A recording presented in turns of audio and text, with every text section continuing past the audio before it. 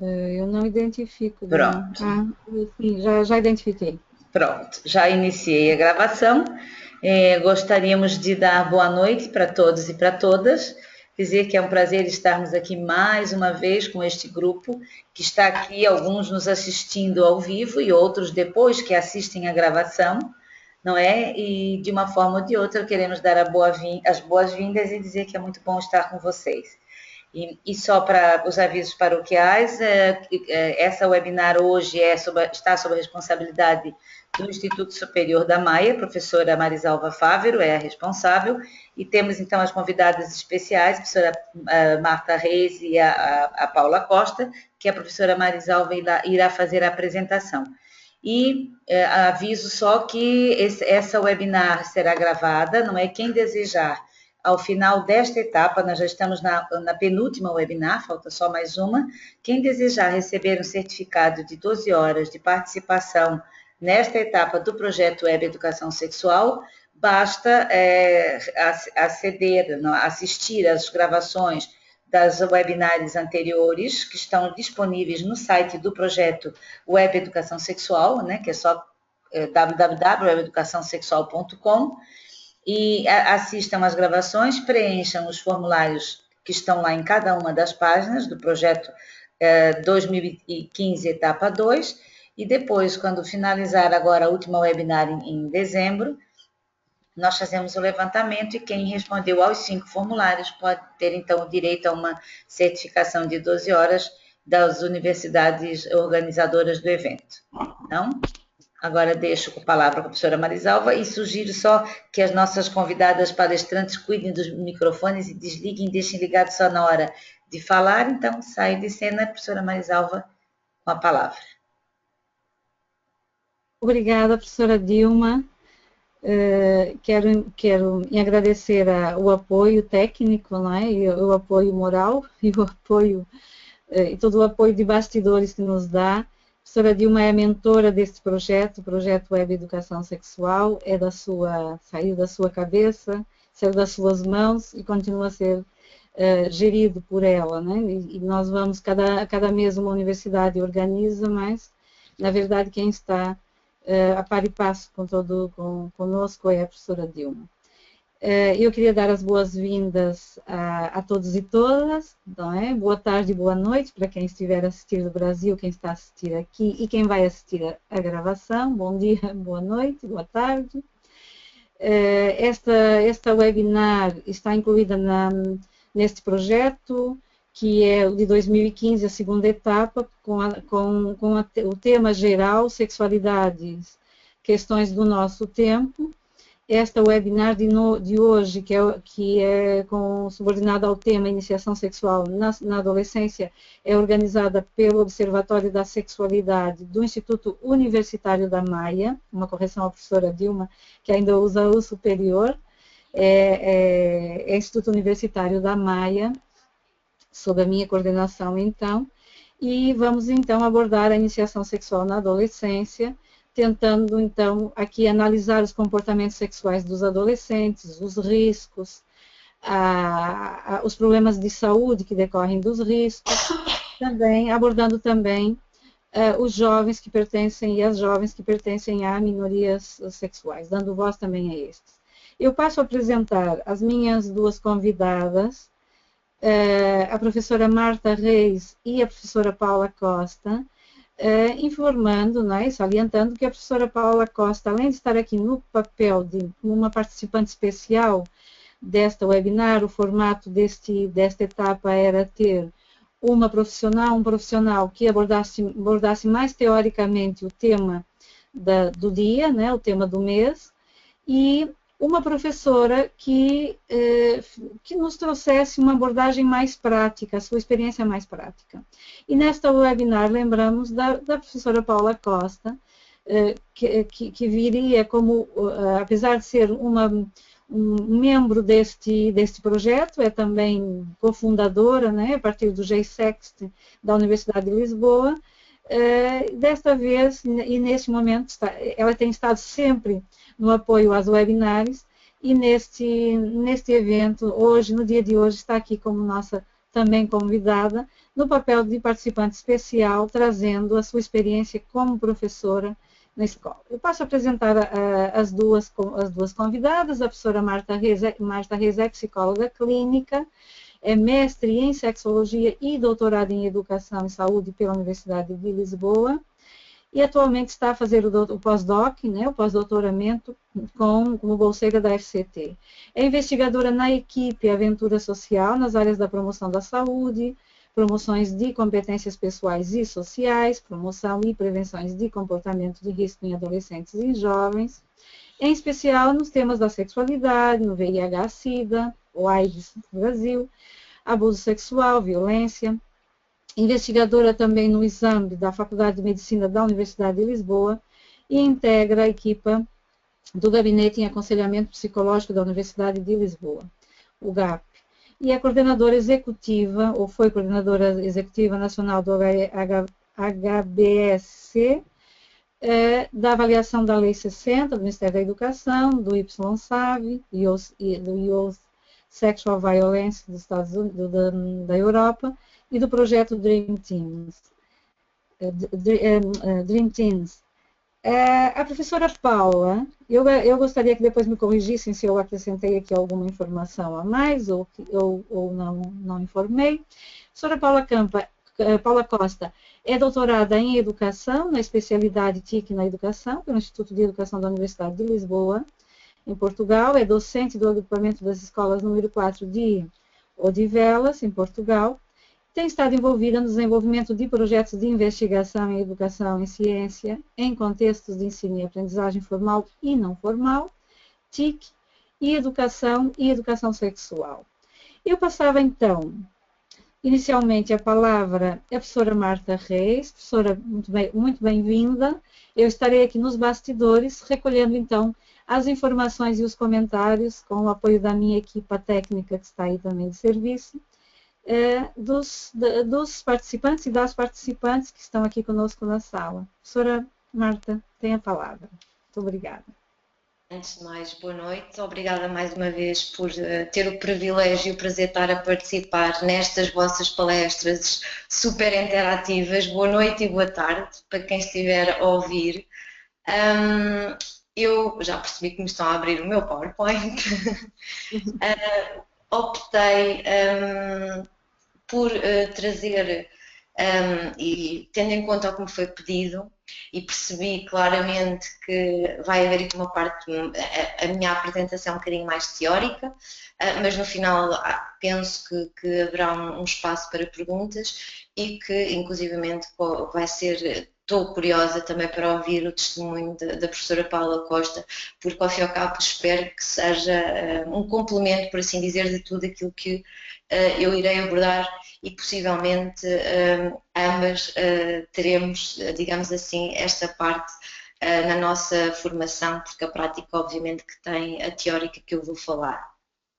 Optei por falar, eu sei que é a iniciação sexual da adolescência, e quando me foi pedido este tema veio-me à cabeça duas palavras, relações e a palavra sexualidade, e por isso mesmo vou falar um bocadinho das relações e da sexualidade, e já vão perceber porque é que eu coloco ali um S no meu título, porque nos jovens e o período da adolescência é este mesmo. Vou começar por caracterizar um bocadinho a adolescência, que é aquele período em que todos nós adultos já passamos e que passamos por várias transformações, para além das psicológicas e das emocionais. É um período, sobretudo, de características físicas.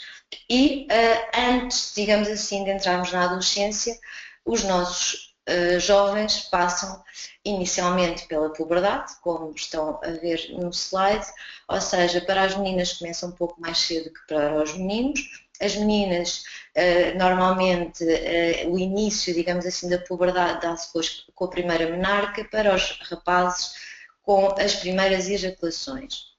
E depois um segundo período, que eu coloquei sensivelmente entre os 15 e os 20 anos, mas gostaria de frisar que este período já não é assim tão estanque e tão linear. E existem as últimas investigações já nos dizem que vão até aos 24 anos. Portanto, há aqui um período de transição de adolescência para a fase adulta que não é linear e não temos uma idade certa para terminar. Depois, gostaria agora de destacar algumas transformações que todos os adolescentes passam. Mais uma vez recordo que nós adultos já passamos por elas, muitas vezes, e falo isto porque é importante para nós técnicos que trabalhamos com os adolescentes, também relembrarmos algumas destas questões e abordarmos e estarmos sensibilizados para estas transformações e para o sofrimento que estas transformações aos nossos olhos não nos provocam sofrimento, mas que para os adolescentes provocam muito sofrimento e se não for, de certa forma, adequadamente, aliás, contextualizado, pode vir a provocar a nível, depois na parte da sua sexualidade, alguns problemas a esse nível. Falando de transformações e para ambos os géneros, para os meninos e para as meninas, temos o crescimento, aqui há os tais saltos de crescimento muito rápidos e que existe uma discrepância destes saltos de crescimento entre o psicológico e o físico, portanto o jovem psicologicamente não se apercebe dos tais saltos de crescimento. E vê-se na tal, como eu coloquei aqui em destaque, a aparente descoordenação motora. Isso, para destacar alguns exemplos, isto vê-se sobretudo nos rapazes em que muitas vezes têm aquele andar trapalhão, batem nos cantos e os pais ficam um bocadinho estupefactos ou surpreendidos porque até chamam muitas vezes os filhos de distraídos, mas não é o que está a acontecer, são precisamente os tais saltos de crescimento que não estão, que o jovem não se apercebe psicologicamente desse salto de crescimento. Mais transformações que podem acontecer. Eu não sei, aliás, falta um slide, é melhor não andar que eu sei os de cor, portanto eu vou falando.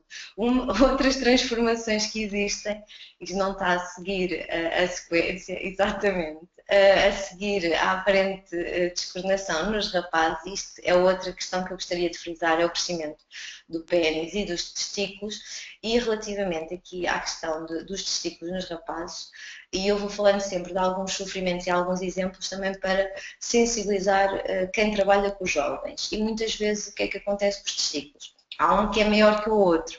E os adolescentes, os rapazes têm muita vergonha eles percebem que está a acontecer isso, que tem um maior que o outro, mas têm alguma dificuldade em partilhar, em perguntar aos pais, aos professores, e vivem ali num sofrimento porque acham que, entre aspas, são anormais. Isto é preciso educar os jovens e explicar-lhes que isto acontece. Depois, nas meninas, temos a questão do desenvolvimento mamário, das ancas, dos genitais, e há aqui uma transformação atroz. O slide a seguir, como mostra, para além destas alterações, temos depois a questão dos pelos. Começa a nascer pelo por todo o lado, aquilo é nas axilas, nos pelos públicos, e tendo em conta a nossa moda, que ainda se mantém heterossexual, não há pelo, e portanto é mais um sofrimento pelo qual eles passam. Mais transformações, depois existe aquela, tendo em conta que aqui há as alterações a nível hormonal, das glândulas sudoríparas, do suor e todas estas questões que vão acontecendo, existe aquela borbulha, como eles costumam dizer, que aparece sempre no dia, naquela hora, no momento errado, quer nos meninos, quer nas raparigas. Temos a questão do acne também, é um outro problema. Nos rapazes, para além daquela aparente descoordenação motora, como eu já referi, que é mais visível nos rapazes do que nas raparigas, temos a questão da voz. E há ali um período que eles não sabem muito bem se a voz vai sair fininha, se vai sair mais aguda ou mais grave. Mais problemas que possam surgir nos adolescentes. Nos rapazes, como eu também já referi, o início muitas vezes são a questão dos sonhos molhados, as primeiras poluições noturnas.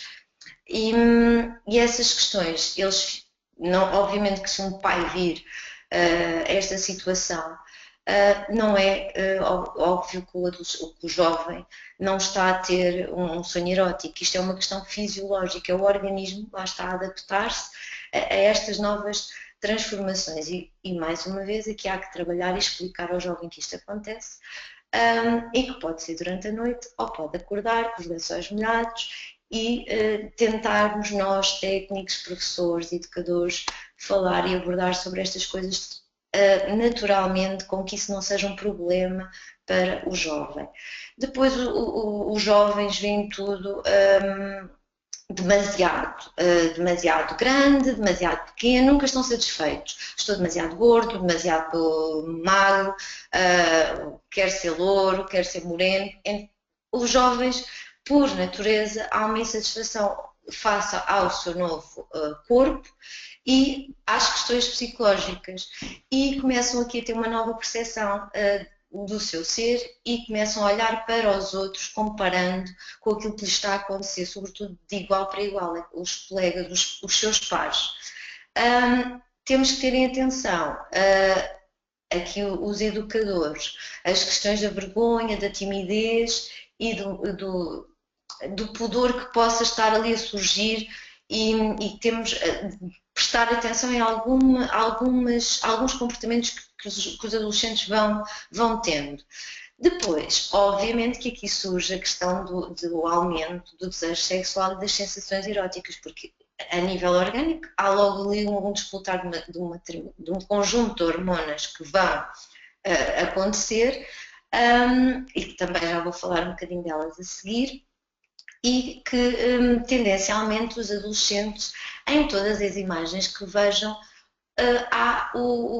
vem tudo sexualidade, tudo neles é erótico, tudo neles é motivo de risota e de brincadeira à volta das questões que eles próprios estão a descobrir. Isto é uma descoberta e que de certa forma lhes provoca prazer, mas eles ainda não perceberam bem que tipo de prazer e o que é proibido, o que é que não é proibido, e vai depender de tudo, e mais uma vez reforço que isto tudo tem a ver com a educação que também se tem na infância, atenção.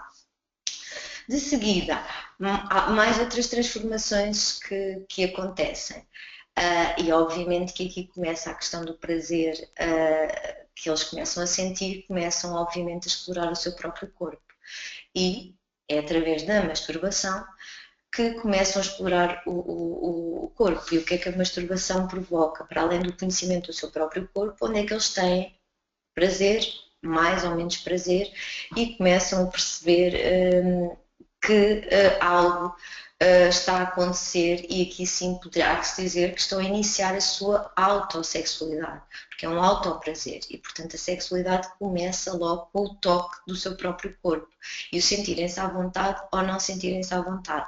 Também poderá ter, aqui poderemos ter jovens, que mais uma vez vai ter a ver com a educação que têm, que se realizarem o comportamento de masturbação não sentem culpa sobre o comportamento, ou realizam o comportamento, e há outros jovens que sentem culpa após o comportamento. E percebermos que género de culpa e porque é que sentem culpa, tentar desmontar com eles, trabalhar com eles, que eu também trabalho com alguns jovens estas questões, desmontar que género de culpa e porque estarem a sentir culpa, se afinal de contas é algo que lhes dá prazer. E começa um novo mundo, neste mundo de transformações físicas, também começa aqui um conjunto de curiosidades. Podem ir mudando os slides, que eu já estou a falar, acho que para a frente. Esta parte já falei. As fantasias, os sonhos começam também aqui a surgir um bocadinho e que vão preparar aqui o adolescente para a iniciação sexual. E quando falamos aqui, a masturbação já é um início da parte da sexualidade. Depois há um caminhar para a relação com o outro, e já vamos falar também um bocadinho da relação com o outro, porque é na adolescência que aqui também se desenvolve a questão, mais do que a identidade, a questão da orientação sexual. Mas ainda antes, e só para terminar a parte das transformações pelas quais os jovens passam, após estas características físicas, também temos algumas, a par das características físicas, temos algumas características que vão originar também os comportamentos, as alterações do humor, que são naturais. Após tanta transformação física, tanto novo sentimento, é um turbilhão eles ficam, obviamente, quem não ficaria, eu pergunto, quem de nós não ficou alterado na nossa adolescência. Depois temos a questão que todos nós trabalhamos, que é a sensação de invulnerabilidade, que é a própria da adolescência. Portanto, esta sim, aqui é muito difícil às vezes trabalhar com eles quando eles acham que nada lhes acontece a eles, acontece aos outros. E a nível da sexualidade é importante abordar estes temas com alguma naturalidade, tendo em conta 2 ou 3 riscos que eles têm que ter cuidado, obviamente, mas tudo é possível na sexualidade, de forma a que não se construam algum tipo de traumas ou de comportamentos menos próprios. Mas o que eu costumo dizer é que, tirando 2 ou 3 questões, do foro da saúde sexual, como é óbvio, que a sexualidade começa a ser construída. O nosso código, digamos assim, sexual é construído por nós e de seguida com a relação com o outro, que aí é mais complicado. E temos que ter em conta aqui que há necessidade de experimentar limites. O que é esta necessidade de experimentar limites? Para um adolescente, mais do que um adulto lhe dizer o que é certo ou o que é o errado, eles precisam de experimentar. Eles precisam de perceber se sentem confortáveis ou não confortáveis. E precisam de saber se consideram mesmo quente ou frio, coisas simples, para também perceberem se querem iniciar efetivamente uma relação sexual com o outro de forma confortável ou se estão a ser pressionados, porque a par disto, digamos que eu dividi a minha apresentação com características físicas e a seguir com outro tema que é muito mais complicado, que é falarmos de afetos, sentimentos e emoções, porque esta é a parte física, se calhar é fácil falar com os jovens. Depois, quando falamos de sentimentos, é um bocadinho mais complicado. Mas para terminar a parte das transformações, mesmo, digamos assim, na minha apresentação, numa primeira fase, digamos assim, que é a fase, digamos, da puberdade, início da adolescência, os jovens estão em grupos de pertença monossexuais. O que é isto? Os jovens, as raparigas estão com raparigas, as meninas com meninas e os meninos com meninas. Os meninos com meninos e as meninas com meninas. E depois temos aquilo desejo, começa assim a acontecer com o objeto de desejo impossível, em que temos os ídolos e há o querer ser igual ao outro. Numa segunda fase, há o objeto, aí sim começa então os nossos adolescentes a experimentar mais do que a masturbação própria, começam a experimentar com o outro e começam a surgir os primeiros relacionamentos amorosos. Os primeiros relacionamentos amorosos, obviamente, começa tudo com o experimentar. É o beijo, e o beijo até pode ser um ombro no ombro, braço no braço, e eles estão a perceber como é que se sentem confortáveis. E aqui há então a integração nos grupos de pertença mistos. E há quase como iniciar e descobrir a sua orientação sexual. E que aqui pode ser uma das 3, não é? Homo, ou bi, ou heterossexual. Mas isto tem tudo a ver com a descoberta pela qual eles vão sentir. Por isso, resumindo este processo das transformações, como eu referi, a sexualidade e todas estas transformações não é feita de forma coerente, de forma harmoniosa, e vai-se desenvolvendo através de sonhos, fantasias, desejos, excitações, através da realização da masturbação e, por fim, nas relações sexuais. O que é que vem a seguir e que eu acho fundamental falar aqui, e depois, se calhar na prática, isto se calhar é um bocadinho mais na prática e com exemplos práticos, mas a questão de ter relações sexuais, isto não é mecânico. E nós não somos máquinas e todos nós temos sentimentos, emoções e afetos. E sobretudo o que os jovens adolescentes portugueses, que é mais a minha experiência, referem é que não me venham falar de como é que se coloca o preservativo, ou como é que, o que é que eu preciso fazer para me prevenir, tudo bem. Falem-me de sentimentos, emoções, afetos. Isto sim é que é difícil para nós, muitas vezes, enquanto educadores e técnicos, abordar estas questões. E eu achei interessante mostrar-vos algumas das questões que poderemos abordar, dependendo, e aqui temos de ter em atenção a idade também. Este slide já é para uma idade de Entre o 10º e 12º, atenção, mais novos pode-se abordar de outra forma os afetos, aliás, desde o início, desde o primeiro ciclo, desde a pré-escola, pode-se falar de sentimentos e de afetos, começando por os sentimentos e os afetos com a família, mas a questão aqui é a adolescência, portanto, é importante abordarmos a parte dos afetos e explicar aos jovens como é que isto tudo se processa, porque eles também têm curiosidade em perceber o que é isto dos sentimentos e dos afetos e porque é que eu sinto isto. Na teoria, começa tudo pelo aquilo que se chama enamoramento. Antes da relação afetiva e do amor, existe uma palavra que é enamoramento, e segundo um grande investigador nesta área, Damasio, como veem já é uma referência velhinha, refere que é o sentimento construído pelo eu sobre as emoções e os afetos. E desperta em algumas pessoas o sentimento de enamoramento e de ternura, noutras o sentimento de respeito e admiração e noutras a paixão e o desejo sexual. Depois temos outros autores, por exemplo o Alberoni, que é no slide seguinte, como é que ele nos define isto do enamoramento, que é um movimento a dois, que é a nossa capacidade de sentirmos o desejo, a atração, e que este desejo e atração é fundamental para se iniciar um relacionamento amoroso e, portanto, mais uma vez, nada está separado, por assim dizer, os sentimentos não se separam das relações sexuais. E verifica-se que a atração e o enamoramento são critérios essenciais, como eu já referi, para a escolha dos parceiros, isto é, para a distinção entre aqueles que apenas nos agradam como colegas e amigos e dos outros que podemos investir em sentimentos amorosos. Depois, uma outra autora, que é a Helena Fischer, que também trabalhou muitas questões de enamoramento, e eu já passo a dizer que ela explica-nos claramente como é que estes processos de enamoramento funcionam. E, muito resumidamente, eu coloquei aqui o que é estar apaixonado, como nos enamoramos, o que procuramos um par amoroso e porque nos enamoramos por uma determinada pessoa e não outra. Nós não escolhemos. Isto tem tudo uma explicação, pelo menos a nível fisiológico e a nível hormonal, há uma pequena explicação.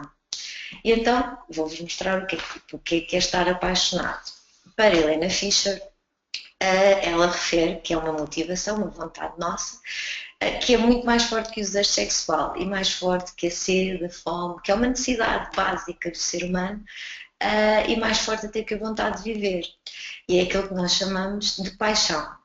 Pode-se passar para o slide seguinte, que a seguir tem, é o seguinte, aqui a paixão é o tal sentimento que nós falamos, em que foge da tal razão, mas que a Helena Fischer, eu gostava que me mostrassem agora a seguir o slide com a definição que ela me coloca, que eu acho que aqui já começa a explicar um bocadinho, acho que se percebe. Que é um estado de consciência alterada, portanto, nós não controlamos, por mais que queiramos, não controlamos. Está relacionado com neurotransmissores específicos e com efeitos fisiológicos, portanto, está associado ao nosso sistema nervoso central e tudo isto funciona com hormonas, como eu já vos vou mostrar em que fase é que cada hormona atua e que nos provoca efetivamente aquele descontrole que nós não conseguimos explicar de forma racional.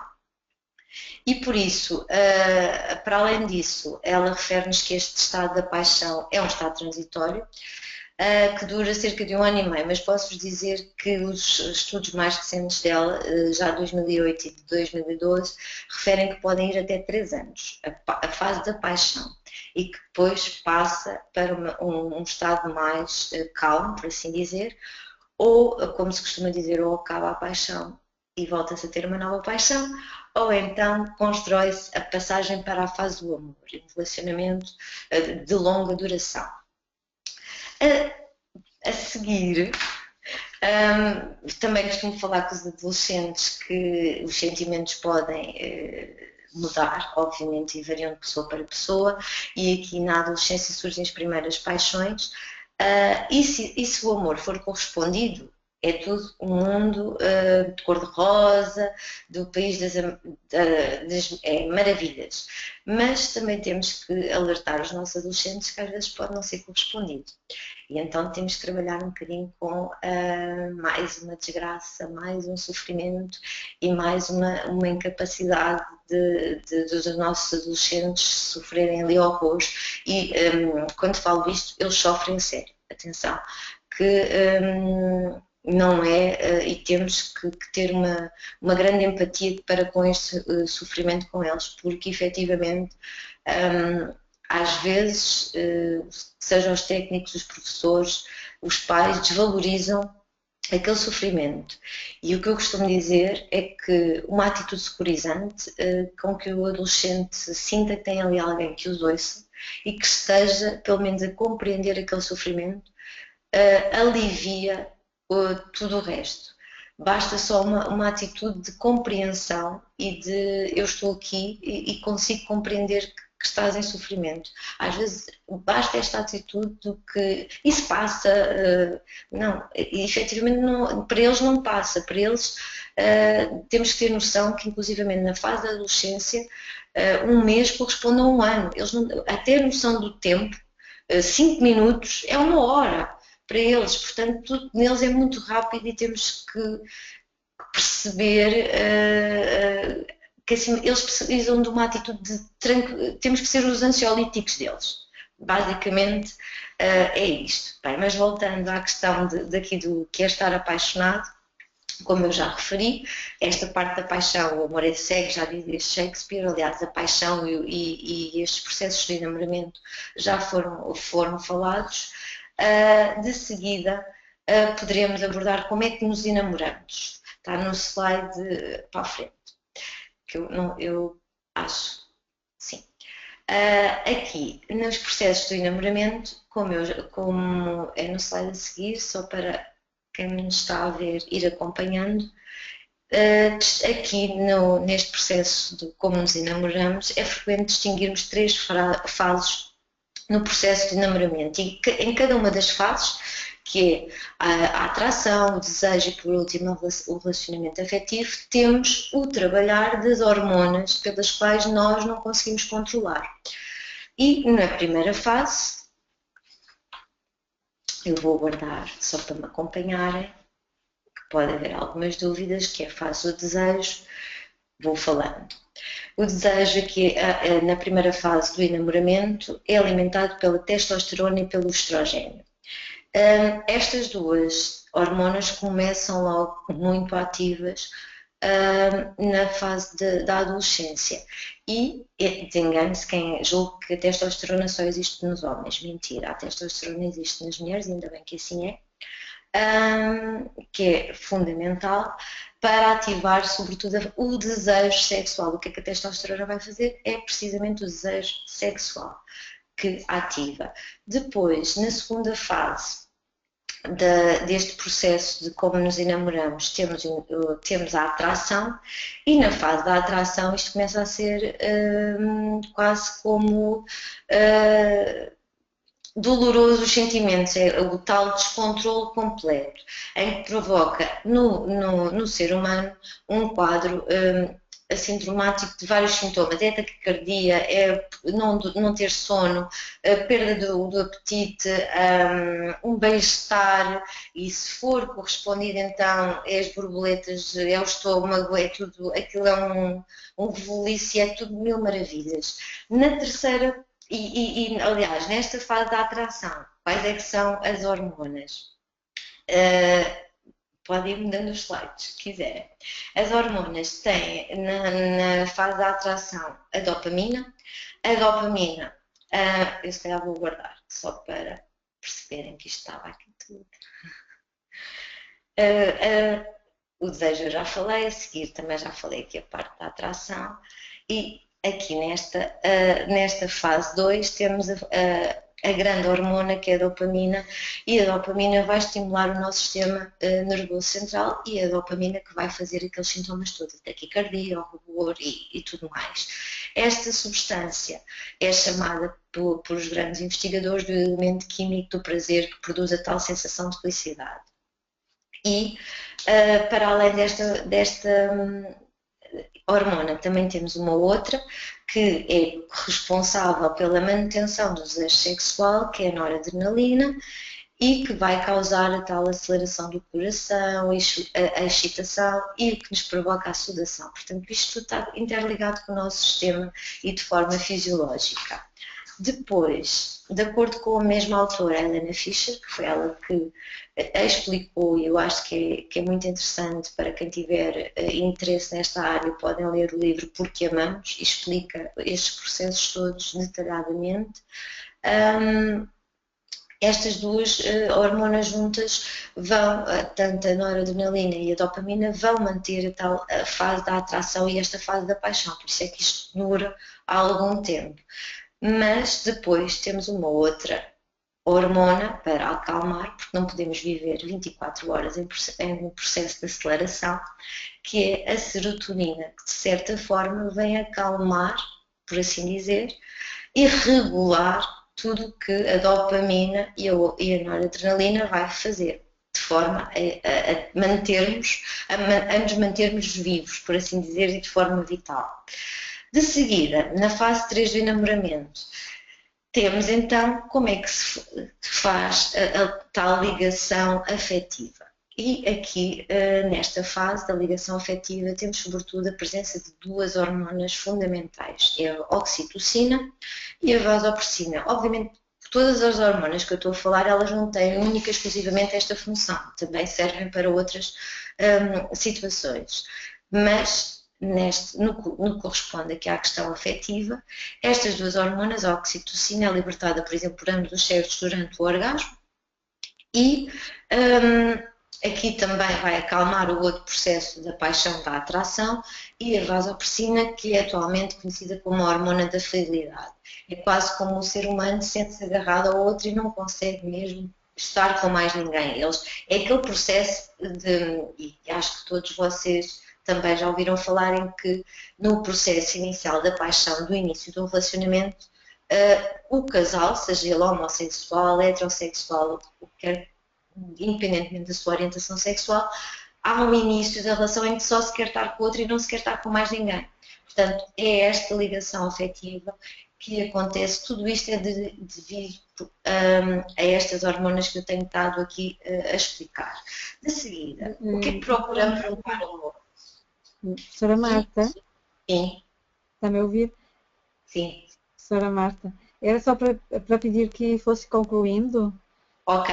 Nós já estamos a caminhar para meia hora. Então. Muito rapidamente, o que é que procuramos no par amoroso? São características que são um companheiro, e quando digo companheiro, independentemente do seu sexo, fiel, exclusivo, alguém que ama para sempre, portanto, independentemente se a relação vai durar muito ou pouco, aquilo é sentido no momento desta forma. E o desejo é de tal forma que todas as características que estão aqui são sentidas naquele momento. Podem haver depois, se existirem várias relações, sentem-se à mesma efetivamente estas vontades e estes desejos. Depois, para tentar finalizar, porque é que nos enamoramos por uma determinada pessoa e não por outra? Ora bem, não é só pelas características físicas. E resumindo um pouco, apesar de na adolescência termos as transformações físicas, também temos as psicológicas e, portanto, quando nos apaixonamos pelos outros, também vamos procurar algo com que nos identificamos, não só a nível físico, mas também com o qual nos identificamos desde o gostar das mesmas coisas, o poder partilhar as mesmas coisas. E queria só fazer-vos uma ressalva a nível de investigação, num dos estudos do qual eu sou coordenadora e que na parte da sexualidade, mas que nós, Portugal, realizamos de 4 em 4 anos, que é o Health Behavior in School Children, que os nossos adolescentes, pelo menos os portugueses, mas ficam a saber que o Brasil também já vai ter no próximo estudo o HBSC, porque já pertence à rede do HBSC, o Brasil, e que o próximo estudo de 2018 o Brasil vai integrar este estudo. E o que é bom e que já podemos comparar os jovens brasileiros com os portugueses, mas neste estudo estão 44 países. Eu só vos queria dizer que uma das perguntas, está quase no meu último slide, de quem já teve relações sexuais entre 2002 e 2014, isto é os estudos que já realizámos ao longo, e porque o estudo realiza-se 4 anos, mas é o slide a seguir. Se vocês olharem para as percentagens, que eu não sei de cor, de 2002 para 2014, o já ter relações sexuais diminuiu. E diminuiu porquê? Nós temos uma lei 60, temos professores, temos educação sexual, também foi avaliada essa lei. Apesar de todas as escolas terem as suas vicissitudes e as suas próprias características, os professores dão o seu melhor, atenção, fazem o melhor, pelo menos em Portugal, dentro daquilo que lhes é possível e dentro do horário do seu currículo e do seu programa. Mas o que é certo é que estes dados mostram precisamente isso, pelo menos na questão da sexualidade.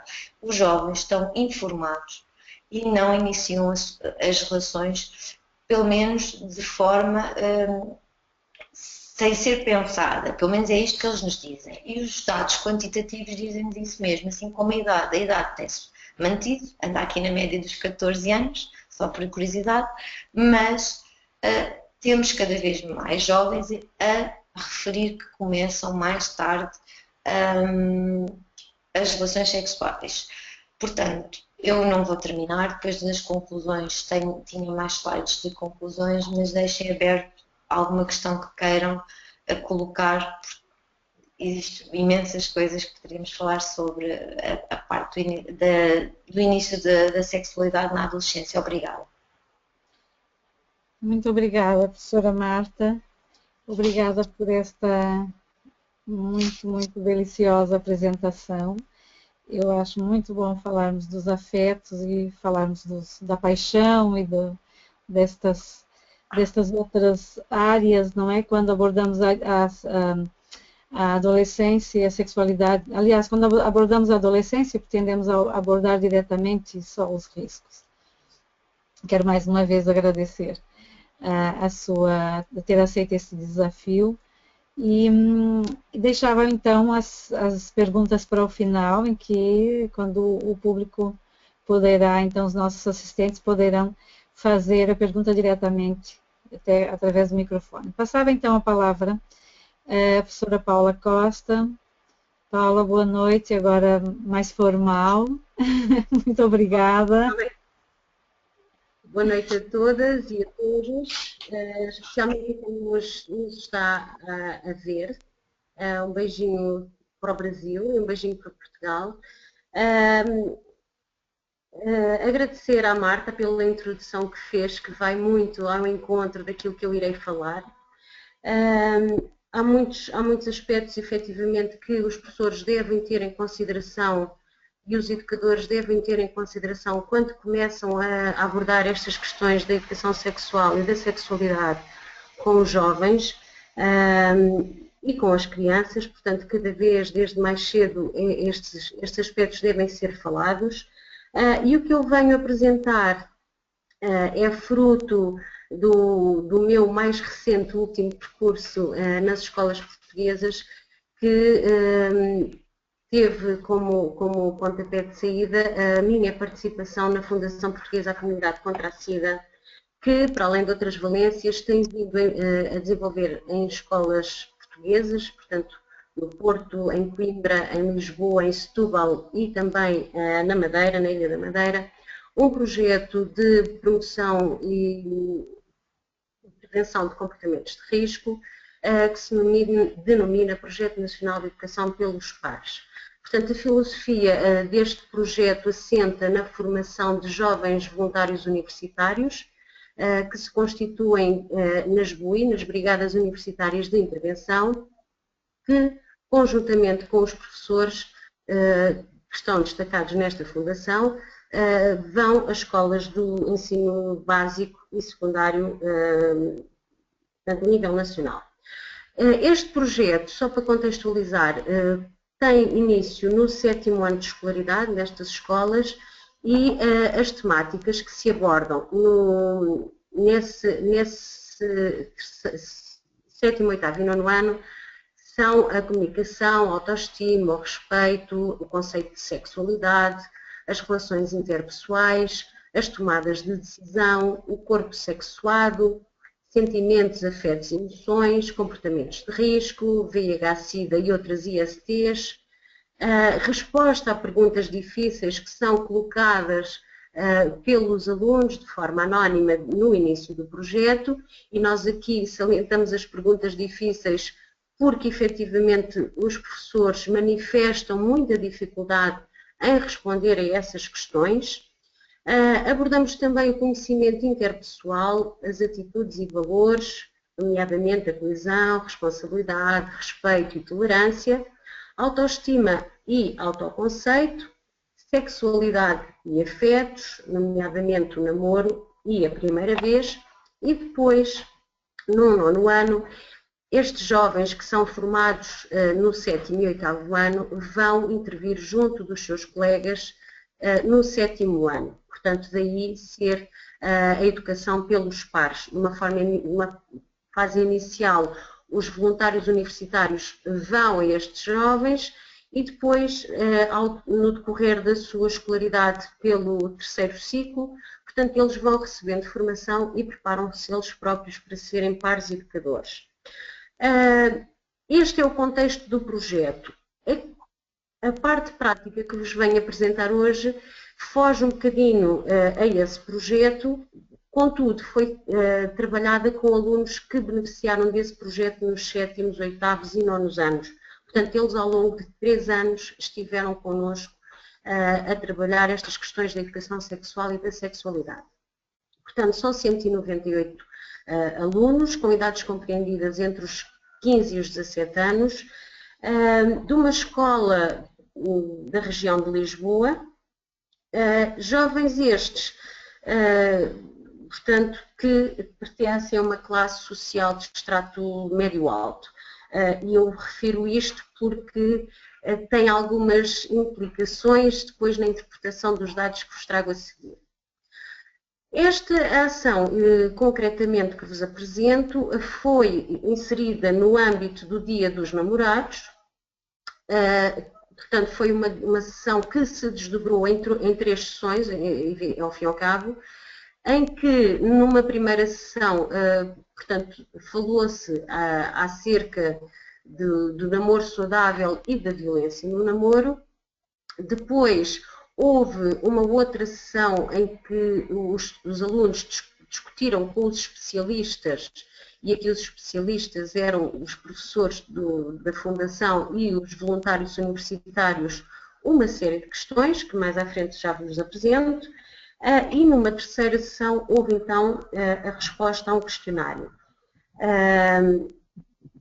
Esta sessão incidiu essencialmente sobre a violência no namoro. Portanto, são jovens do 10º ano, todos eles, estes quase 200 jovens são jovens do 10º ano, jovens que estão a iniciar o seu enamoramento, portanto, aquela segunda fase, muitos deles já têm namorados, muitos deles já começaram a ter relações sexuais, e, portanto, nós quisemos perceber um pouco do que é que se passava ali naquelas relações afetivas e amorosas entre eles. E, portanto, promover e compreender a importância dos afetos e expressão dos sentimentos, promover o debate e a reflexão e fornecer informações devidamente contextualizadas sobre a violência no namoro e dotar estes jovens de algumas informações que lhes permitam posicionar-se relativamente a formas abusivas que possam existir no namoro. Eu pedi à Vilma para passar para a frente, por favor. Portanto, o que é que aconteceu? Nessas 3 sessões, começamos sempre com o quebra-gelo. Neste caso, o quebra-gelo foi o vai ao centro. E aqui a questão do vai ao centro é, portanto, eles estão sempre sentados em círculo e vai ao centro, por exemplo, quem tem namorado. Portanto, aqui, quem tem namorado vai ao centro, até porque já estamos a falar em jovens que já conhecem a dinâmica e, portanto, eles facilmente vão ao centro, depois trocam de lugar, depois vai ao centro quem hoje já falou com o namorado, por exemplo, ou com a namorada. Portanto, este quebra-gelo permite, de certa forma, que as inibições do diálogo que vem a seguir sejam quebradas e, portanto, se entre num clima de confiança. Na conversa com os especialistas, passa à frente, por favor, Dilma, as questões que foram colocadas a estes jovens e que foram colocadas para o debate foram estas que aqui estão, para além destas, mas, portanto, falar-vos acerca destas. Portanto, foram colocadas as questões e os jovens, após um período de, portanto, reflexão acerca destas mesmas questões, puderam expor as suas opiniões e puderam trocar as suas ideias uns com os outros e finalizou-se, de certa forma, o debate com uma tomada de consciência acerca destas coisas. Por exemplo, a questão do posso contar o que faço com o minha namorada aos meus amigos. Portanto, aqui a questão de posso, não posso, devo, não devo, respeitar a minha privacidade, a privacidade do outro, o que é que se percepciona como uma relação afetiva ou amorosa, portanto, eu vou contar, não vou contar, devo contar, enfim, portanto, todas estas questões são trazidas ao debate, são discutidas e depois fecha-se a sessão, portanto, com algumas conclusões que os próprios jovens chegam a elas. Numa segunda sessão, portanto, a propósito já desta primeira discussão, colocou-se em consideração aos alunos o que para eles seria situações de um namoro saudável, e aqui saudável, salvando entre aspas, porque precisávamos de perceber o que para eles é realmente saudável, e situações de violência no namoro. Para isso, e embora eles sejam alunos jovens, alguns já com 17 anos, consideramos que seria interessante recorrer a um coração, que metade era vermelho, simbolizando a relação saudável, e a outra metade era preto, simbolizando, portanto, a parte negativa do namoro. Como principais aspectos apontados como positividade no namoro, ressalva logo à partida a confiança. E, portanto, confiança, respeito, honestidade, amor, carinho, amizade, enfim, todas estas designações de positividade foram também elas exploradas. O que é isto de ter confiança, o que é efetivamente eu sentir-me confiante em relação ao meu parceiro ou à minha parceira, o que é o respeito, portanto, lá está, explorando sempre as percepções destes jovens relativamente a cada um destes aspectos. Por outro lado, como aspectos negativos do namoro, eles salientam o desrespeito, e portanto aqui tivemos que perceber, lá está a questão do que é o respeito, o que é o desrespeito, e se ressalvou logo à partida a questão da violência. E, portanto, era esta também a nossa ideia, era trazer alguma discussão sobre o que é a violência no namoro, para além de todos os outros aspectos negativos que estes jovens assinalaram. Numa terceira sessão, quisemos perceber, efetivamente, o que para eles é violência no namoro. E aqui optamos por abandonar a questão da exposição oral, porque consideramos que talvez fosse mais fácil para estes jovens responder a um questionário. Portanto, à partida, o questionário foi anónimo, eles não teriam a sensação de inibição de estarem a referir o que para eles era uma questão de violência. Portanto, uma primeira sessão foi a resposta ao questionário. E na resposta ao questionário, que foi elaborado baseado num outro questionário já existente, portanto não foi uma coisa completamente nova, obtivemos algumas questões que eu, estando aqui na presença de duas psicólogas, acho bastante interessantes colocar à consideração e colocar à consideração dos participantes aquilo que é ou não violência, aquilo que deve ser ou não discutido como violência e a nossa percepção de violência ser, penso eu, diferente daquela que é entendida por estes jovens. E, portanto, nas respostas aos questionários destes quase 200 jovens, o que nós obtivemos foi, a Dilma, por favor, foi o seguinte, passa a seguir, por favor. Portanto, o questionário tem uma escala de 1 a 5, em que 1 é concordo, não concordo completamente, e a 5 é concordo plenamente. Portanto, ressalva destas respostas a estes questionários que ser violento ou violenta numa relação de namoro é quando o outro provoca insegurança, causando medo de expressar a nossa própria opinião. E, portanto, esta foi uma questão que foi muito premente e foi muito acentuada pelos jovens. A outra questão foi tornar-se facilmente violento, não existindo um acontecimento específico que justificasse tal reação. E aqui a violência, depois da discussão, nós percebemos que ser violento era agredir fisicamente o outro. Também estes jovens consideraram que a pessoa era violenta, portanto, a pessoa era violenta quando facilmente partia objetos ou quando intencionava bater no outro. Portanto, mais uma vez, a questão da agressividade do ponto de vista físico. Depois, a questão da humilhação, dos insultos, da desvalorização e da ridicularização do outro, ou em privado, ou mesmo na esfera pública, junto dos amigos e, portanto, das outras pessoas com quem se relacionam. A obrigatoriedade ou persuasão em relação ao início das relações sexuais ou à continuidade da existência de relações sexuais contra a sua vontade, portanto, eles acham que isso é ser violento e portanto, a outra pessoa torna-se violenta, e também quando a culpabiliza pelas reações agressivas que tem, portanto, delegando na outra pessoa a culpa dos seus próprios atos.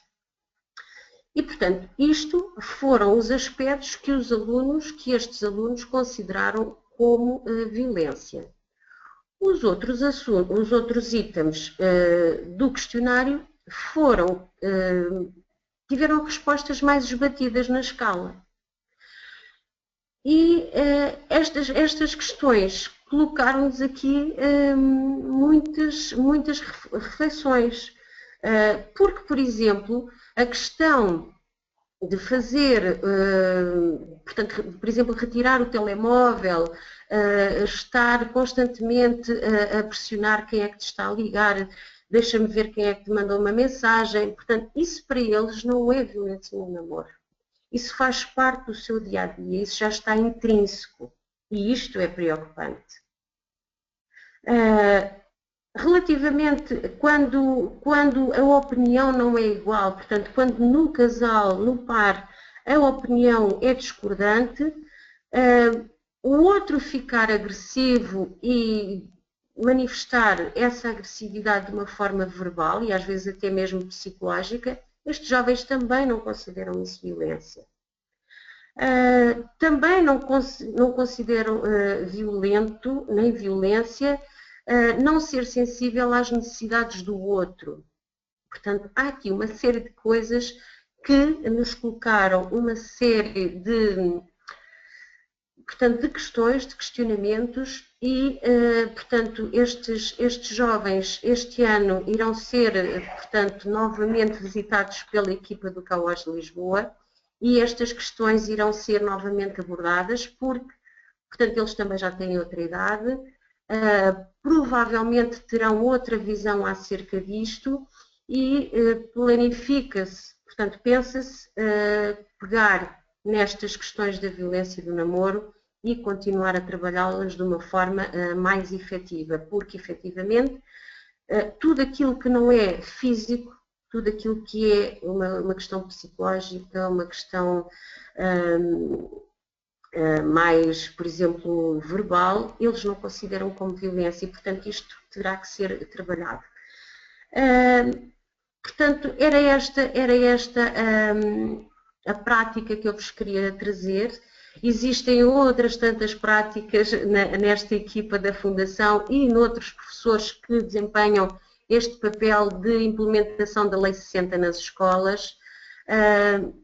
Nos alunos mais jovens há outras questões bastante interessantes, mas como o tema deste webinar era a iniciação sexual na adolescência, portanto, esta questão da violência do namoro, perceber o que é ou não violência, penso que é muito importante não só para os professores, não só para os pais, não só para os psicólogos que estão connosco a ajudar-nos nos gabinetes existentes em algumas escolas, portanto, são estas questões que nós depois também precisamos de explorar para evitar aquilo que a Marta dizia, que são aquelas situações que eles vivem de constrangimentos, de aflições e que às vezes não querem passar para o outro. Obrigada. Muito bem, professora Paula, apetece-me aplaudi-las, bater aqui palmas muito altas, mas não é possível neste contexto, não é? Eu pedi então ajuda, a professora Dilma, porque eu acho que já nós estamos, como sabem, nós estamos a experimentar essa nova sala virtual, não é? Com os constrangimentos, e acho que ajuda-me, professora Dilma, esses pontos de interrogação à beira dos nomes quer dizer que essas pessoas querem fazer perguntas. E sim, professora Dilma. Pois, talvez sim, mas tem que levantar a mãozinha quem gostaria. Eu estava olhando aqui no bate-papo para ver se tinha alguma pergunta ali, que nós temos também ali a equipe de apoio, as colegas da equipe de apoio, a professora Marta. Eu acho que nós não temos a mãozinha, eu observo que tu tens, mas nós não temos. Tem. Quem está na plateia tem. Não sei se alguém quer fazer alguma pergunta. Ó, por exemplo, a Dulce Morato acabou de levantar a mãozinha. Vou abrir. Dulce, pode falar. Vou olhando quem mais. Sim, a Dilma, só tu consegues ver. Boa noite a todos e a todas que estão aqui presentes. Muitos parabéns para os intervenientes. Professora Marta, eu tinha lhe deixado ali uma questão no bate-papo, aqui no chat, sobre o facto de ter focado de uma forma geral o conjunto de dados relativamente, portanto, dando indicações mais precisamente para a normalidade. Mas eu tenho estado na minha prática profissional, como docente e como formadora, junto de pessoas com deficiência. E torna-se muito complicado gerir comportamentos de namoro e enamoramento face a esse grupo específico. E eu queria dizer, não só pessoas com deficiência, mas também pessoas com incapacidade de compreensão a um determinado nível. Eu queria saber se por acaso tem algum estudo ou se me pode dar, se me pode abrir caminhos para futuras reflexões sobre o assunto. Queria também dar muitos parabéns à professora Paula Costa. Fico de perto do seu trabalho. E já agora também gostaria de fazer uma questão, que é possível ter acesso a esse tipo de questionários para colocarmos nas nossas formações ou nas nossas aulas? Pronto, e resta-me agradecer também as vossas intervenções e os vossos questionamentos também, porque as vossas intervenções também trazem muitos questionamentos. Obrigada.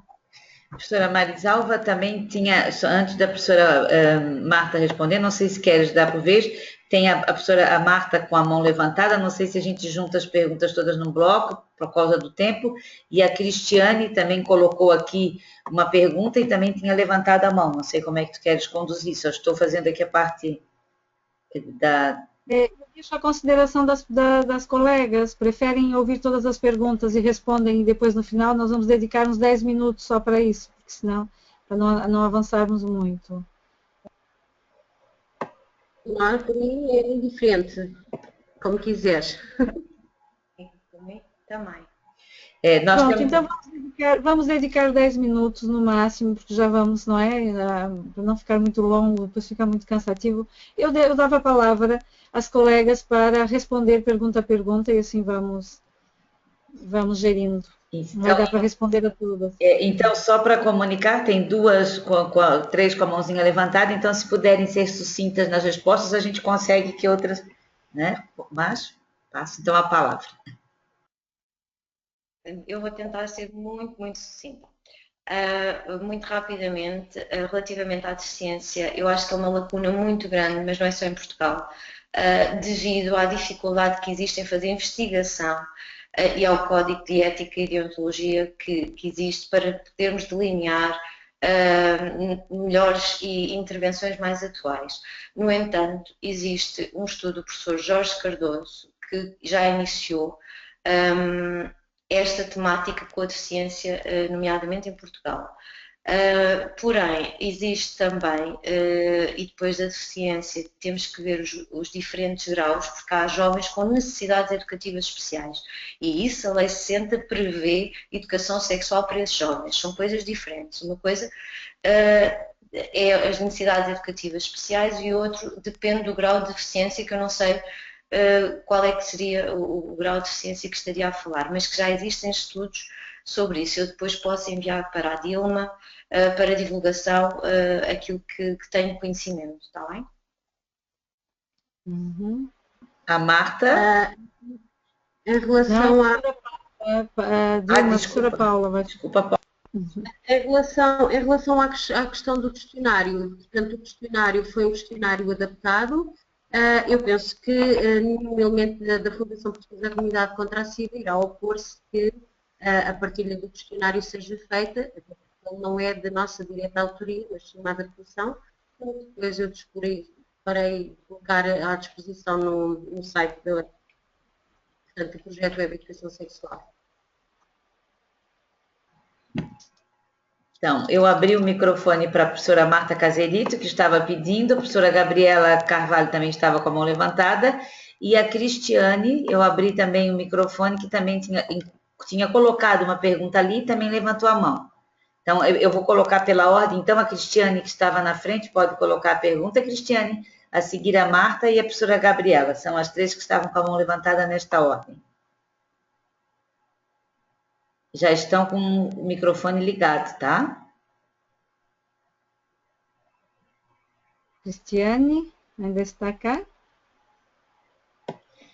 Enquanto a Cristiane está tentando, ela tinha colocado uma pergunta aqui, ela fez a seguinte pergunta: professora Marta, gostaria que você falasse mais, porque geralmente nos livros didáticos de ciências, por exemplo, quando é abordada a questão da gravidez, é sempre colocada a menina enquanto culpada ou mais frágil pela gravidez na adolescência, enquanto os meninos é colocada a questão da virilidade, nesse conteúdo. Grata. Não sei, enquanto já pode, de repente, também ir adiantando, não sei se é essa mesma pergunta, né? E também a Cristiane também coloca mais uma excelente explicação da professora Marta, estava interessada realmente em dados relativamente às crianças jovens com deficiência, incapacidade ou dificuldade de compreensão. Essa foi da Dulce, já foi respondida, desculpe. Vamos lá. Relativamente a essa questão da rapariga, a gravidez e a culpa e a virilidade no homem, mais uma vez, temos que fazer educação sexual, temos que desmontar estes mitos e corresponsabilizar os rapazes e as raparigas e desmontar, porque a gravidez é uma responsabilidade mútua. Tal e qual como a professora Paula referiu, é como a questão da violência do namoro. Temos que trabalhar, continuar a trabalhar para retirar essa questão da virilidade do género masculino e da culpa ser da rapariga. E como eu também referi na apresentação, a questão da culpa tem que ser trabalhada logo na infância. Não sei se... Marta, professora Marta?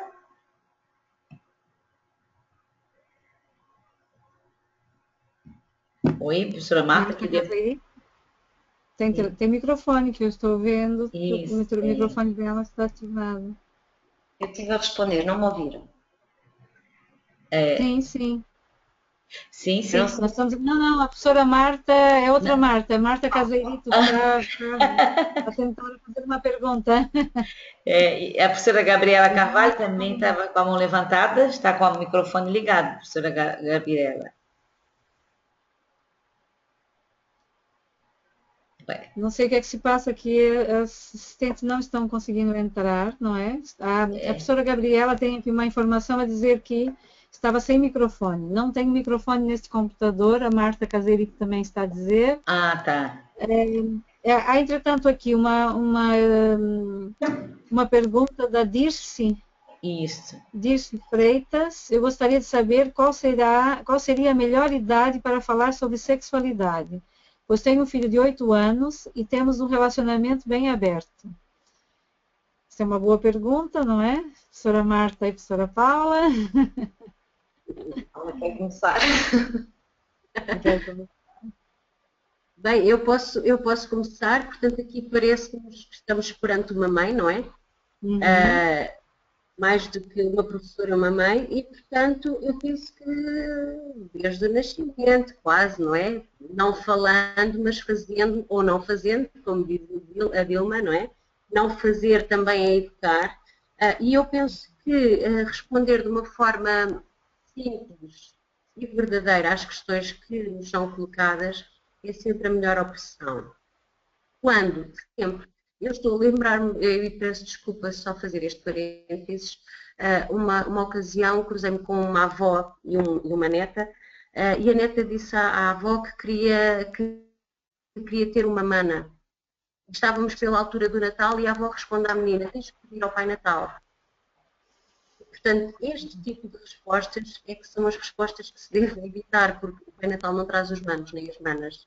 E, portanto, se a senhora tivesse sido, pronto, mais airosa, embora nós sabemos que às vezes ficamos desarmados com as perguntas que nos fazem. Mas, portanto, já tem 8 anos, já pode começar a falar, na minha opinião, pelo menos eu, enquanto mãe, falo já muito abertamente com o filho, bem mais novo. Uhum. Professora Marta, quer acrescentar alguma coisa? Eu concordo com tudo. Aliás, como eu referi também na apresentação, dependendo da idade, eu acho que deve ser falado desde o início, se pensarmos um bocadinho com 3, 4 anos, quando a criança começa a identificar se é rapaz, se é rapariga, pode-se começar logo com brincadeiras, obviamente, a explicar as diferenças de género e a falar de amor, de afeto pelo pai, pela mãe e por aí fora. Portanto, com 8 anos, há um conjunto de questões que podem ser abordadas, obviamente, de forma coerente e adaptada à idade do filho em questão, mas sempre de uma forma franca, sincera, com a criança. E desde que ela se sinta, sobretudo, confortável. E a noção do conforto e daquilo que é permitido e não permitido. Porque depois também temos as questões que não abordámos aqui, de abusos sexuais e a violência. Até que ponto é que o deixar de tocar numa área pode ser violento ou não. Abordar as questões da violência do namoro com 8 anos é fundamental. Uhum. Uhum. Eu aqui até mais do que propriamente nesta faixa etária, Marta, desculpe me interromper, mais até do que a violência no namoro, a questão das aproximações abusivas. Exatamente. Portanto, nesta idade é uma questão que preocupa muitos pais. A investigação diz-nos que as aproximações abusivas deixaram um pouco de ser a partir do repousado e do chocolate que se dava. Têm contornos e outros requintes de malvadez que, portanto, já vão muito para além disto e, portanto, abordar estas questões também das aproximações abusivas, o que é que se deve fazer, o que é que não se deve fazer. Concordem comigo. E sensibilizar, inclusivamente, para as novas tecnologias, para a segurança e para os perigos que existem hoje em dia. As crianças, o online, as novas redes, também se pode começar tudo por aí, não é? Uhum. Abrir um canal, não é? Com 8 anos já é muito, já deve o canal já deve estar aberto há muito tempo, esse canal de comunicação, que depois nós queremos muitas vezes abrir na adolescência e é precisamente quando eles estão começando a afunilar o canal conosco, não é? Então, se nós temos o canal aberto, pelo menos temos ali um bocadinho onde entrar todos os dias para ir passando a nossa mensagem de educação, não é? Continuar a educação sexual. A professora, a assistente Dirce, né, diz assim que ela fala tudo e que tem explicado tudo. Eu pedia que nós temos que encerrar andava um bocadinho porque há alguns comentários. Um Elson que deixa um comentário para nós. Agradeço a oportunidade de participar ao vivo desta minha primeira webinar. Muito obrigada a todas as professoras, o meu abraço. Obrigada também, Elson, bem-vindo, que seja a sua primeira de muitas. Nós pedimos desculpa por estarmos aqui a treinar e também nos familiarizarmos com esta sala, que nós esperamos que seja uma sala mais agradável, mais íntima, né? Com mais proximidade do que a antiga que nós usávamos.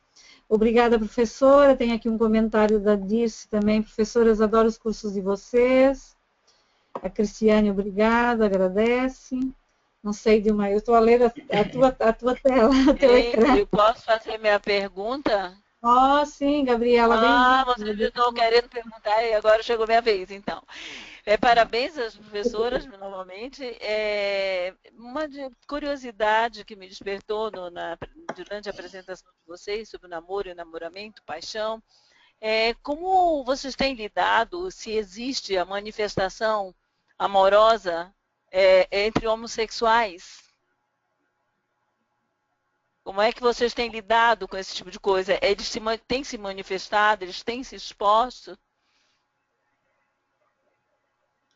Eu acho que a melhor forma, respondendo, é lidar de igual forma como se lida com a heterossexualidade. Portanto, não é banalizar, pelo contrário, de forma não discriminatória trabalhar a homossexualidade tal e qual como a heterossexualidade. E com a tal empatia e compreensão e falar de sexualidade é como estar a falarmos da promoção do exercício físico, da atividade física e temos que falar cada vez mais com a vontade, sem ser um tabu, acima de tudo sem ser um tabu e não ser um bicho-papão. Eu acho que é fundamental ser assim. Sim. Acredito ser fundamental, mas eles interagem como os casais homossexuais participam dessa interação, assumindo como se serem casais homossexuais. É nesse sentido que eu estou perguntando. Sim. Cada vez mais, pelo menos a pouca experiência que também tenho, porque não existe assim. Portugal está a caminhar a passos largos e é a minha opinião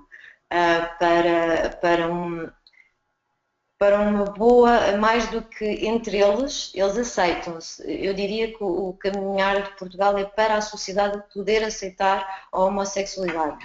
Mas é a minha perspectiva positiva, porque a professora Paula está aqui a abanar a cabecinha, que terá uma opinião diferente da minha.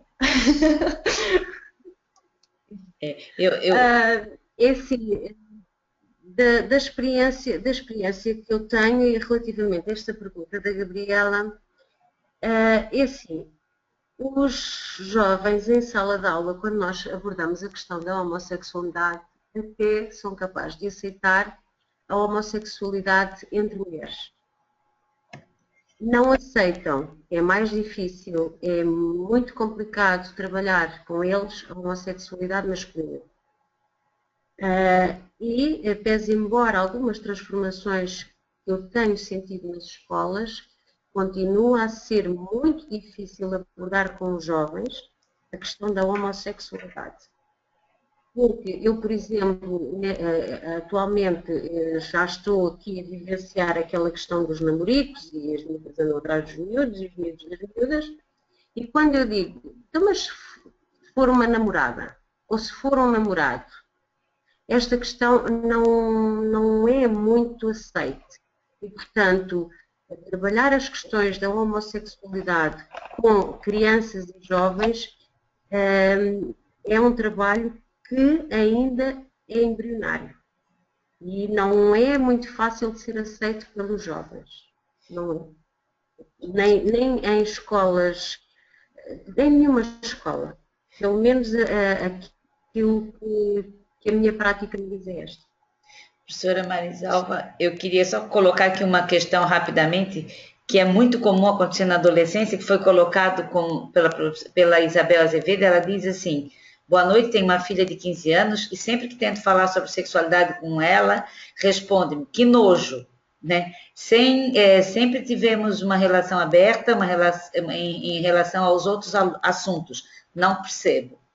Não sei isso é muito comum acontecer na adolescência. Aí era bom o nosso curso da violência sexual, da sexualidade infantil, para ver da importância, que é lá que tudo começa. Mas não sei se a professora Marta ou a professora Paula querem fazer um comentário assim rápido para a professora Marisalva poder encerrar. Tem muitas coisas aqui que estão sendo... Gostei muito, foi muito objetivo e útil, visto que pensar fazer uma exposição no dia 25 de novembro contra a violência, que nós estamos fazendo um evento, que depois no final eu vou divulgar, né, um evento gratuito sobre a violência sexual contra as mulheres. Então, assim, tem muitos comentários interessantes e gostosos que eu vou me deliciar depois aqui em ler, mas infelizmente o tempo não nos permite alongar. Então, deixo com a professora Marisalva essa última questão e com as professoras Marta e Paula para encerrarmos. Passava a palavra, a Paula estava fazendo um movimento com a Eu estava aqui a lembrar-me dessa questão dos 14, 15 anos, porque, lá está, isto quando as coisas não são conversadas desde cedo, a questão do nojo, pela prática que eu também tenho, leva sempre os alunos à questão da relação sexual e do despirem-se em frente ao outro e de mostrarem o corpo e, portanto, estas questões do nojo são questões que é a primeira reação. E, portanto, se as coisas forem sendo introduzidas no dia-a-dia, sem que haja grande conversa, mas que as pequenas conversas aconteçam no dia-a-dia, no diário, estas coisas deixam de ser nojo. E eu estava-me aqui a lembrar de uma aula de ciências que dei e que falava em reprodução e o aluno perguntou-me muito chocado, mas a professora está-me a dizer que o meu avô e a minha avó fizeram aquilo 5 vezes. Porque tinham tido 5 filhos. Portanto, eu disse, não, filho, tiveram mais. Só que das 5 vezes que tiveram relações sexuais, a avó ficou grávida. E, portanto, esta questão, isto para aquele aluno foi traumático. E, portanto, são estas coisas que têm que se desconstruir. Porque o nojo, a questão do nojo, está muitas vezes naquilo que se vê na internet, que não é explicado, naquilo que os outros contam e que não é discutido. Portanto, é a forma como estas abordagens da sexualidade e a educação sexual é feita. E, portanto, pequenas conversas todos os dias substituem a grande conversa. E às vezes temos uma relação muito aberta e falamos de tudo, mas não falamos de sexualidade, não é? Depois na adolescência pensamos, não estou a julgar, não é? A avaliar, que é o caso da nossa ouvinte, mas às vezes é isso também, não é? Professora Marta, quer dizer alguma coisa então em relação a isso? Concordo plenamente com isso. Eu nem iria para a avó, basta falarmos dos pais. O que eles me dizem é assim, não quero que eu imagine os meus pais a terem relações sexuais. Basta falarmos por aí. Portanto, se começarmos na infância, pais a falar sobre isso, acho que aos 14, 15 anos, mas é possível que esse nojo vai existir. Lembrem-se precisamente das transformações da adolescência. Há ali um turbilhão de emoções que tem que se entrar no equilíbrio e que o nojo, independente, mesmo se falando abertamente sobre essas questões, eu acho que vai surgir sempre a questão do nojo agregada a vários contextos e à dificuldade que é em falar sobre a sexualidade, a própria sexualidade do adolescente e do outro, mas é insistir e não desistir. Muito bem, muito bem. Bem demais. É uma pena ter de encerrar, continuávamos aqui. Temos que fazer uma de tarde, assim, para passarmos toda a tarde discutindo, sobretudo neste formato que agora vai-se poder fazer interação com os assistentes. Eu agradeço, da minha parte, agradeço imensamente a participação de vocês, este voluntarismo, né, de estar aqui, diante deste, também com estas tecnologias novas e com esta abordagem nova. Agradeço terem aceito o desafio de participarem, colaborarem no nosso projeto, terem abrilhantado desta forma. Em relação às assistentes, as perguntas que os assistentes colocaram, eu comprometo-me a recolhê-las. Agora nós vamos ficar na sala, a professora Dilma queria recolhê-las e depois aquelas que nós na equipe tivemos condições de responder, respondemos, senão vamos pedir um bocadinho mais de colaboração à professora Marta e Paula Costa para nos ajudar a responder, então, para que não fique nenhuma pergunta e nenhum comentário sem o nosso comentário. Professora Dilma, passo então a palavra para o vosso mercê. Encerramos então essa deliciosa webinar e fica aqui o convite para quem está hoje participando pela primeira vez. Eu deixei aqui aberta a página do projeto Web Educação Sexual e convidando para navegarem por aqui, que nós temos muitos materiais. Se vocês olharem aqui, todas as webinários que foram feitas nesta etapa estão aqui gravadas. Quem desejar receber um certificado de participação ainda pode ir ali, assistir às webinários que estão ali e responder aos formulários de avaliação para receber a certificação. Nós temos aqui o projeto 2014-2013, com todas as suas etapas, com gravações fantásticas de muitos outros colaboradores, pessoas estudiosas na área, que vocês podem também navegar ali, tudo gratuitamente, usar nas suas escolas, usar para discutir nas suas casas, com os seus companheiros. E aqui na página inicial do projeto, nós colocaremos em seguida o link, o formulário. A professora Marta Caserito, que é do nosso grupo, já colocou aqui o formulário de avaliação desta webinar. E agradecemos, então, quem está aqui ao vivo e quem vai nos assistir depois na gravação por mais esse tempo. Esperamos ter contribuído. Uma boa noite para todos e para todas e um bom descanso. Boa noite. Boa noite. Boa noite a todos. Boa noite.